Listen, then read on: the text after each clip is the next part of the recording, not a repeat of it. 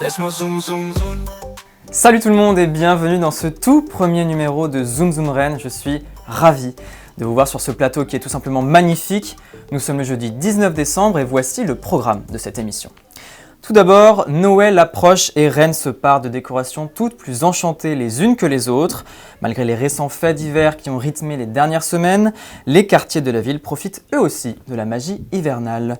Nous zoomerons ensuite sur ce tout nouveau bar-restaurant qui a ouvert ses portes à côté de la métropole, Play Rennes. Sa devise, jouer, trinquer, manger, une nouvelle adresse idéale pour vos soirées. Enfin, à quoi ressemble le quotidien d'un Père Noël de supermarché? Entre distribution de cadeaux et photos à gogo avec les enfants, nous nous sommes glissés dans les bottes de l'un d'entre eux. Bienvenue à tous sur Zoom Zoom Rennes, c'est parti. Laisse-moi zoom zoom zoom zoom. Laisse-moi zoom zoom zoom. Laisse-moi zoom zoom zoom. Ils font la une de l'actualité rennaise depuis plusieurs mois maintenant. Même si les quartiers de Rennes ont été le théâtre de règlements de compte, l'esprit de Noël est toujours au rendez-vous. C'est le cas à Kennedy. Nos reporters Jean Le Sachet et Romain Quinquis se sont rendus sur place. En fait, quand ça colle, faut pas hésiter à y aller. Et là, hop, tu peux la remettre là et refaire quelques plis. Sur la dalle Kennedy à Rennes, l'association Patatract est venue dans le but d'apprendre aux habitants du quartier à faire du pain. Parfait. Tu vois, ça a fait une boule, c'est à peu près ce qu'on veut. Hein. Là, du coup, je suis en train de pétrir la pâte pour qu'après on puisse la couper et en faire des boules de pain. On dirait que t'as fait ça toute ta vie. Bah, pourtant non. La première fois, c'est il y a 2 heures, même pas. Ce soir, il y a une disco soupe sur la dalle. Et l'idée, c'était d'accompagner ça à une tranche de pain. Et du coup, là, on fait une trentaine de kilos dans la journée pour ce soir.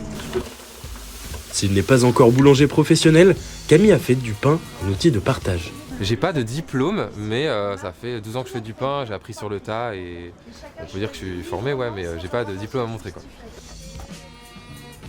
À l'initiative du centre social de Villejean, ce moment est l'occasion pour les riverains de se retrouver à l'approche des fêtes. Là, en fin d'année, il y a plein de gens qui font pas spécialement les fêtes parce que soit ils sont seuls, soit par conviction. Et du coup, nous, on a un peu d'avis que c'est triste quand même en fin d'année de se retrouver seul et tout. Et vu que sur Kennedy, en soi, il n'y a pas beaucoup de lumière, il n'y en a même pas du tout en fait d'organiser. Nous, on s'est dit que c'était le moment d'organiser un truc, une soirée. Pour Nolan et tous les participants, c'est une première réussie. Le jeune homme de 19 ans découvre son œuvre. Moi, je le trouve cool, j'aime bien. Franchement, je le trouve beau. Pour un premier, non, je suis content. Ouais, non. Il est très mignon. Ouais, il est très beau ton pain. Il est super. Franchement, je suis très content. Dans le nord de Rennes, ces événements se multiplient à l'approche des fêtes. Sur la dalle, au centre social ou encore à la maison de quartier, les habitants se retrouvent pour différentes activités. Résidant à Villejean et administratrice des lieux, Fanchette spatule à la main s'active au fourneau. Alors moi, je fais des galettes de manioc qu'on mange avec de la confiture. Ça les fait voyager, même si c'est des clichés, n'empêche qu'on parle.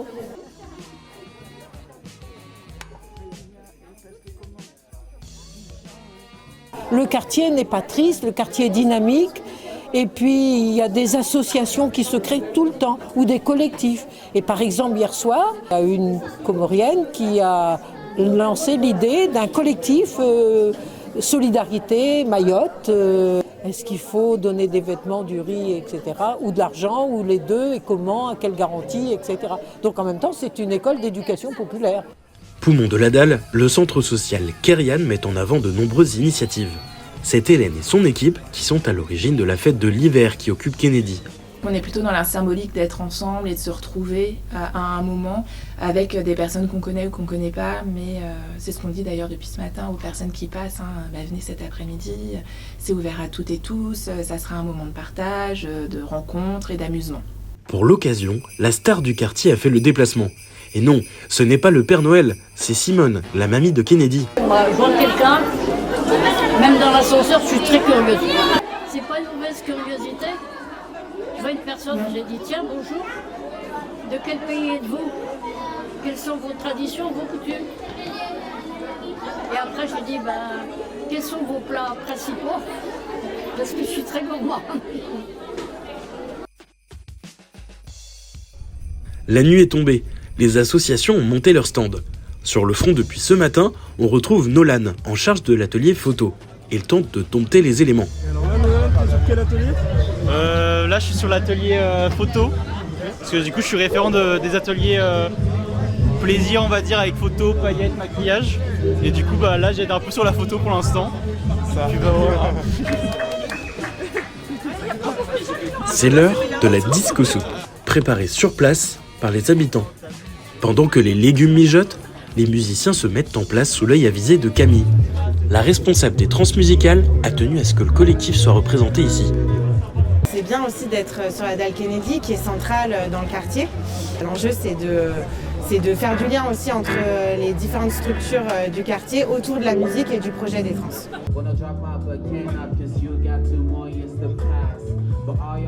Ils ont proposé de prendre part à cette fête de l'hiver et donc nous on s'est dit qu'on allait organiser un concert puisque c'est ce qu'on sait faire. À l'heure où les quartiers font la une des faits divers, ces initiatives offrent de nouveaux angles pour raconter les zones sensibles.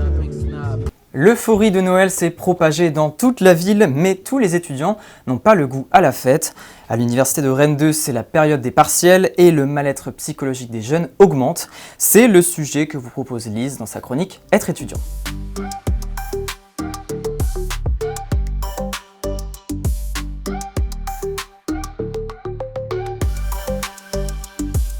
Salut Lise. Salut Valentin. Comme vous le savez, Noël c'est souvent synonyme de magie, de bons repas et de moments en famille. Mais pour beaucoup d'étudiants, cette période est marquée par les partiels, le stress, l'angoisse et parfois même la dépression. En janvier, Santé publique France a alerté sur l'augmentation des idées noires chez les jeunes. Ce mal-être, déjà renforcé par le Covid-19, semble s'intensifier de plus en plus. D'ailleurs, une étude de l'Université de Bordeaux a révélé que l'année dernière, 41% des étudiants présentaient des symptômes dépressifs, contre seulement 26% avant le Covid. Une sacrée différence donc.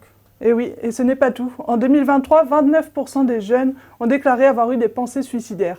Un chiffre vraiment alarmant qui est aussi confirmé par les urgences à Santé publique France. Est-ce que tu peux nous dire quels sont les symptômes de ce mal-être ?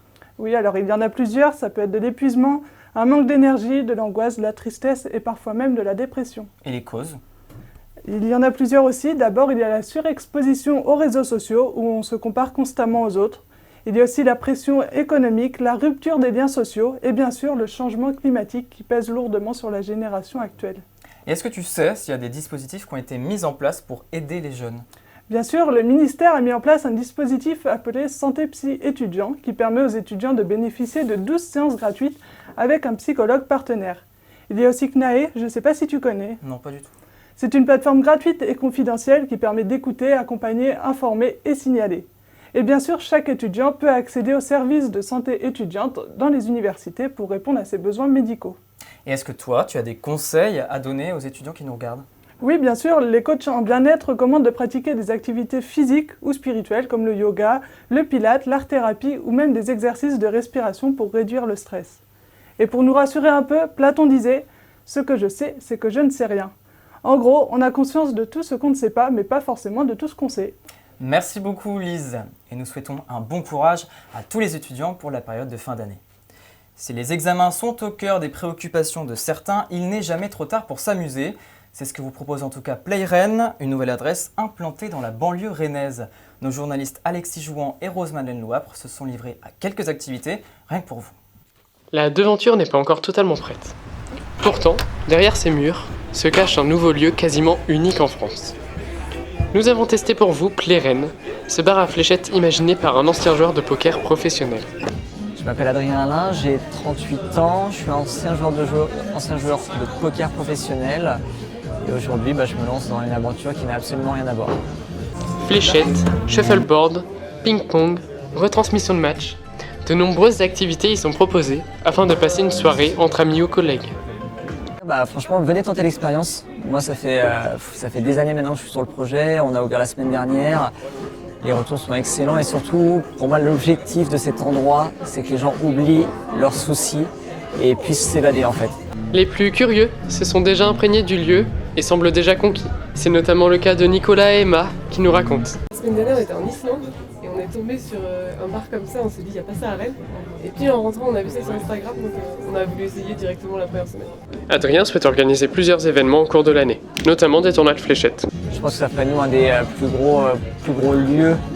On pourrait être vraiment le rassemblement des joueurs, des passionnés de fléchettes, quoi. Autant les puristes que les amateurs. Donc clairement, c'est un objectif de lancer au moins une fois par mois un gros tournoi. Le bar est ouvert du mardi au dimanche soir, alors n'hésitez pas à venir montrer votre précision aux fléchettes. En tout cas, nous, c'est sûr, on reviendra. Il est temps à présent de faire un zoom sur les dernières actualités de la semaine à Rennes grâce à Enzo et sa chronique Les Vilaines Infos.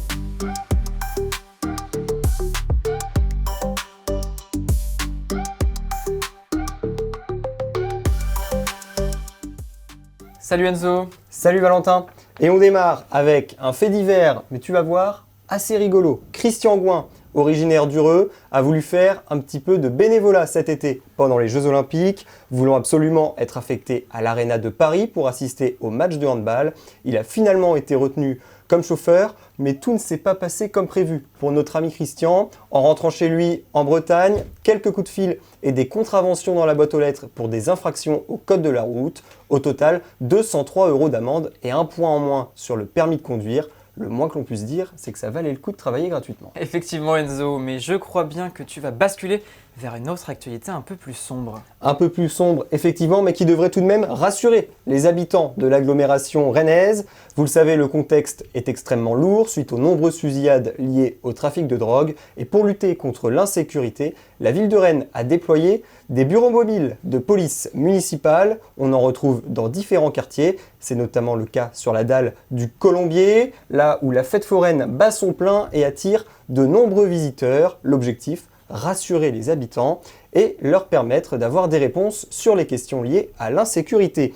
On enchaîne avec une actualité sportive, ça va te plaire, du football. Le Stade Rennais se déplace à Bordeaux dimanche prochain à 14h45 dans le cadre des 32e de finale de la Coupe de France. L'objectif, se rassurer après un début de saison relativement compliqué. En face, les Girondins de Bordeaux voudront faire rêver leurs supporters avec pourquoi pas une belle épopée en Coupe de France. On vous rappelle que les Bordelais ont été rétrogradés administrativement l'été dernier suite à de gros problèmes financiers. On passe bien évidemment le bonjour à leur président Gérard Lopez et on lui souhaite de joyeuses fêtes. Et justement Enzo, tu parles de fêtes, mais je crois bien que Rennes a prévu le coup.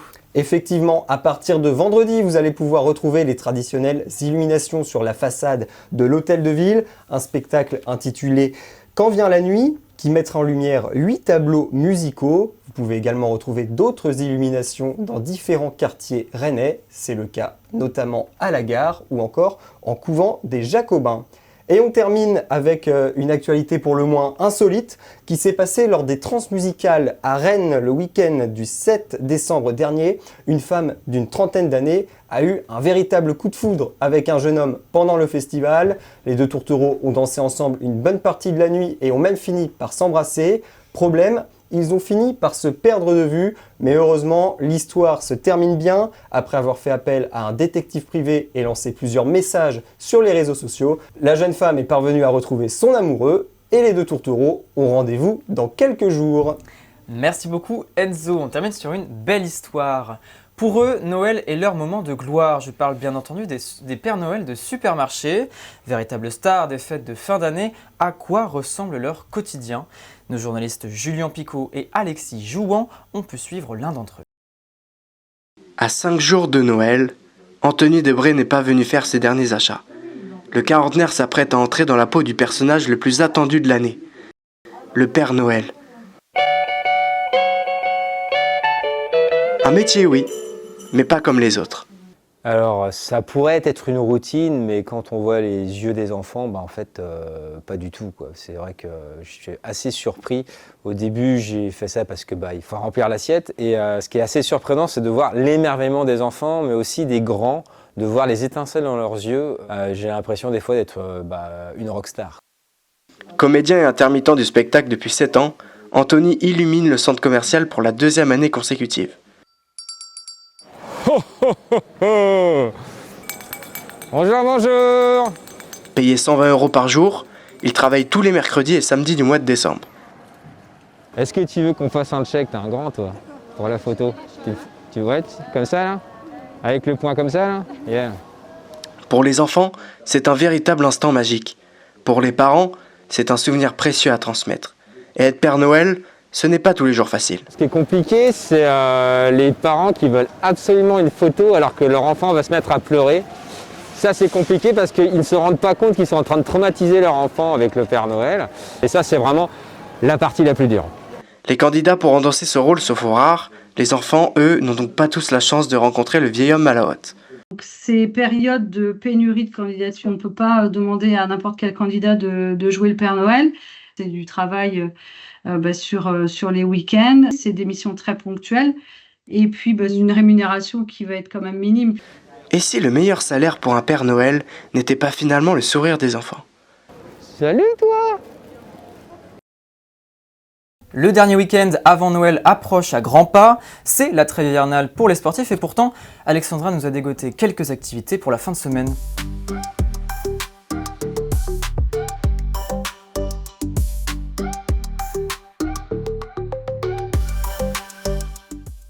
Salut Alexandra. Salut Valentin. La trêve hivernale approchant, je me suis donc réfugiée dans les expositions.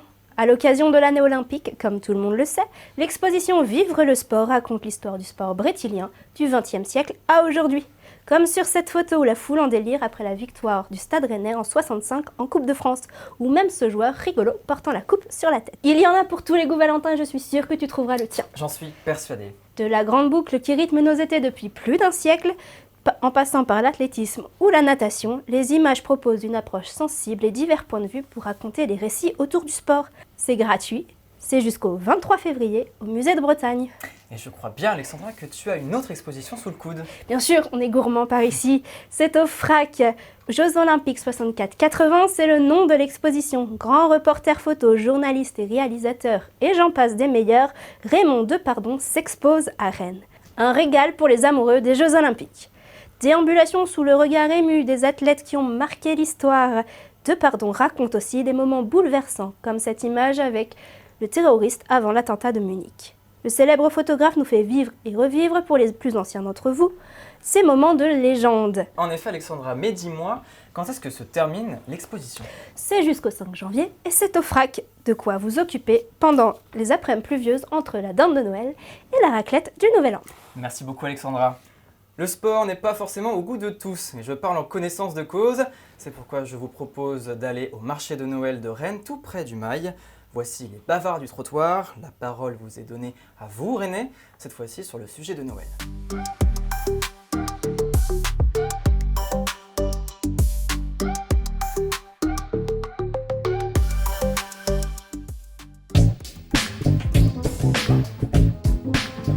Oui. Oui. Oui, bien sûr. Un peu, pas trop. Ben non, en fait, je le fais au travail. Ouais. Oui. Oui. Oui. Oui, bien sûr. Gourmand, gourmet, convivial. Joyeux. Familial. Oh, festif, ouais. Copieux. Copieux, ouais, c'est bien. Long. Un Ouais, moi je dirais que c'est un peu long aussi, même si c'est bien. Coquin. Risqué. Chaotique.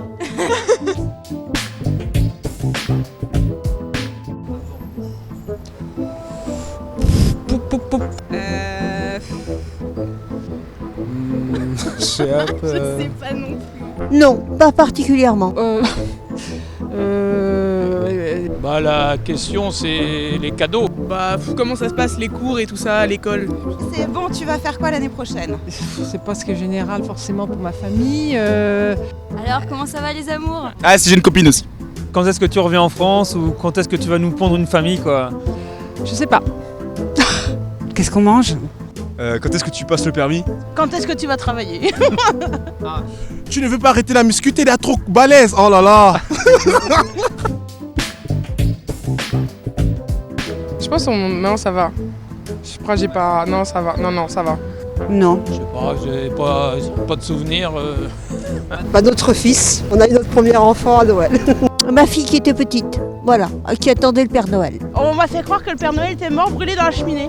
Et moi c'était quand j'étais à la Guadeloupe, j'avais passé un super Noël. Il y avait un feu dans une cheminée du village. Et en fait, je dois avoir quoi, les 5 ans. C'était il y a très longtemps, donc je m'en souviens plus en fait. On m'a dit, bah ouais, tonton il est parti parce qu'il y a le feu dans la cheminée, les voisins ils ont pas éteint le feu. Et le Père Noël est tombé dedans, il est mort. Horrible.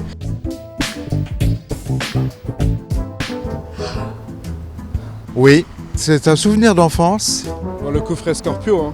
C'est un basique, hein, mais je te jure, on m'avait donné une balayette. Et en fait, j'ai un énorme cadeau. Moi, je pense que c'est des boules de bain chimiques, hein, sachant que je suis allergique à tout. Et à l'intérieur de ce paquet, je commence à sortir en fait un peu de la paille et je vois un autre paquet à l'intérieur. Ah, gadget, genre, qui me servait pas, mais je sais pas, là, j'ai pas en tête précisément. Non. Et dans cet autre paquet, il y a encore de la paille et encore un tout petit paquet. Un appareil pour nettoyer les carreaux. Un carnet qui sort d'un placard. Un châle en soie, peinture sur soie, que j'ai laissé dans un placard. Affreux. Et dans ce petit paquet, il y a encore de la paille et encore un tout petit paquet. On avait fait un sapin en papier avec des petits tiroirs. Bon, c'était un peu nul quoi. Et des bounties aussi, je n'aime pas les bounties. Chiant. Et à l'intérieur, c'était un porte-clés. Moi, j'ai aucun souvenir du pire cadeau, sincèrement. Non. Non, je crois que je me souviens des beaux cadeaux que j'ai eus qui m'ont fait super plaisir. Non, parce que le cadeau c'est un cadeau, donc on l'accepte comme il est. Et c'est la plus bête chose que mon grand-père a fait dans sa vie.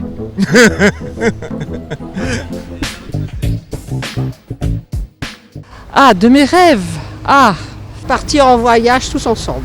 Un voyage. Un voyage aussi. Un voyage, ouais. Oh, un super voyage, je pense. un week-end dans un endroit. Un pays asiatique. Eh ben tout sauf un appareil pour nettoyer les carreaux. Un tapis volant pour aller là où sont ceux que j'aime. Ouais, celui d'être avec mes enfants autour du sapin. Moi, je veux que papa et maman ils se remettent ensemble. Ouais, là je pense surtout en canapé. Ouais, ouais, c'est de rêve, non? Une voiture, un truc comme ça, Sacré ouais. rêve. Vas-y. Ah, offrez-moi une voiture, hein. Ouais, c'est bien ça. Tout ce qui roule, je prends. En vrai, de vrai, acheter une maison à ma mère. Non, moi j'ai pas. J'apporterai tout ce dont j'ai besoin et envie, donc j'ai de la chance, donc ça va. Même si vous me payez un cadeau dans un palace, ça va pas me faire plaisir. C'est un peu cliché la paix dans le monde, non? Oh, la paix dans le monde. La paix intérieure. La paix dans le monde. Qu'il y ait moins de catastrophes que cette année.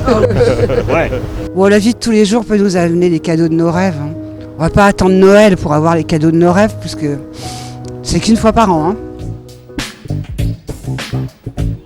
Du tout. Non, pas encore. On a passé l'âge. On a passé l'âge des résolutions. Non. Non, aucune, jamais. Parce que je les tiens jamais. Moi je pense que c'est pareil, ça fait longtemps que j'ai arrêté de mettre des résolutions du coup, parce que je les tenais pas et je les oubliais donc. Les résolutions c'est tous les jours, c'est pas une fois par an parce que sinon on n'évolue pas. Il faut faire ça tous les jours. Toujours plus d'amour, toujours plus de bienfaisance vis-à-vis des autres. On va perdre du poids, ouais, le sport. Ah, moi faudrait que je maigrisse. C'est bien ça. De se mettre en action. Hein, le mouvement. Ne plus procrastiner. Voilà, tous les deux. Moi j'ai dit que amour et bonheur les gars. Arrêtons la guerre dans le monde. Soyons unis, soyons formidables. Et kiffons. C'est la fin de cette émission, merci d'avoir regardé cette toute première édition de Zoom Zoom Rennes. Prenez soin de vous et bon week-end.